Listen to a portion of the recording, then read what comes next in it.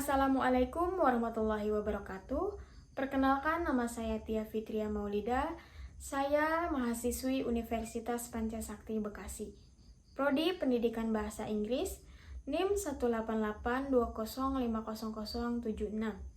Di video kali ini, saya akan membahas tentang indikasi korupsi menjelang pemilu 2024. Sebelum kita ke videonya, tujuan video ini dibuat untuk memenuhi tugas mata kuliah Pendidikan Anti Korupsi dengan dosen pengampu Bapak Gunawan MPD. 1 tahun menjelang pemilihan umum pemilu dan pemilihan kepala daerah pilkada serentak 2024. Beragam upaya terus dilakukan para politisi demi memenuhi ambisi politiknya. Praktik korupsi tak ragu dilakukan oleh para politisi untuk memodali rencananya berlaga di kontestasi pesta demokrasi 5 tahunan. Hal ini setidaknya terlihat sejumlah kasus korupsi yang diusut oleh Komisi Pemberantasan Korupsi (KPK), di mana para kepala daerah mencari uang haram untuk memodali rencananya berlaga di pemilu mendatang.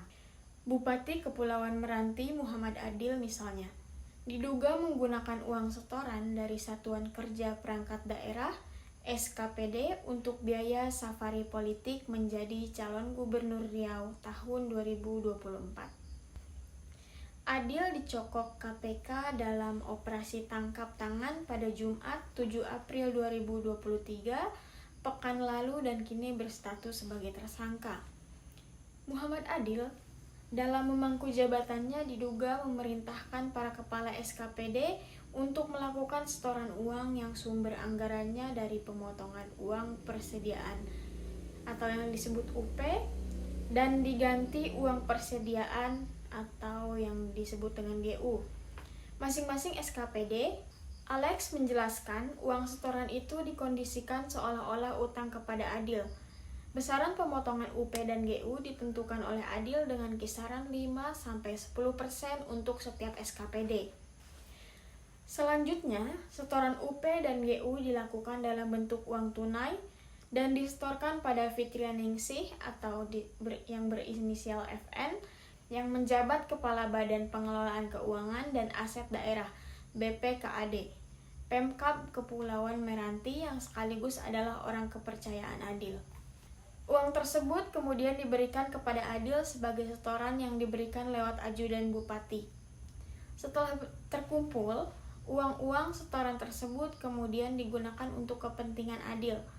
Di antaranya, sebagai dana operasional kegiatan safari politik rencana pencalonan Adil untuk maju dalam pemilihan Gubernur Riau tahun 2024. Modus pelanggaran.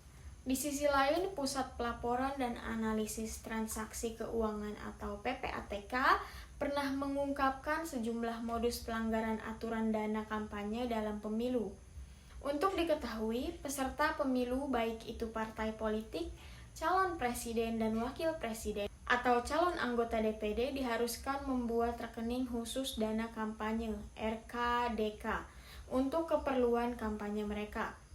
Modus pertama adalah adanya penerimaan dana kampanye yang melebihi batasan sumbangan dana kampanye dari pihak lain. Perseorangan dengan memecah-mecah transaksi sumbangan, ujar Deputi Pelaporan dan Pengawasan Kepatuhan PPATK, Mai Mirza, 19 Januari 2023 lalu. Adapun peserta pemilu dibatasi menerima sumbangan dana kampanye dari sumber perseorangan, peserta capres dan cawapres dan partai politik hanya dapat menerima maksimum 2,5 miliar rupiah. Sedangkan peserta pemilu DPD hanya boleh menerima maksimum 750 juta rupiah. Mai Mirza menambahkan, modus berikutnya adalah penerimaan dana kampanye dari pihak perorangan kepada caleg via rekening pribadi, tidak melewati RKDK, dan jumlahnya melebihi ketentuan. Ia juga mengungkapkan adanya penyetoran tunai dalam jumlah signifikan sehingga tidak teridentifikasi profil pihak penyumbang dana. Selain itu, ada pula modus pemanfaatan sarana rekening. yang tidak terdaftar sebagai RKDK, tetapi digunakan untuk menampung dan menggunakan dana. Itulah tadi pembahasan saya tentang indikasi korupsi menjelang pemilu 2024. Semoga video ini bermanfaat. Wassalamualaikum warahmatullahi wabarakatuh.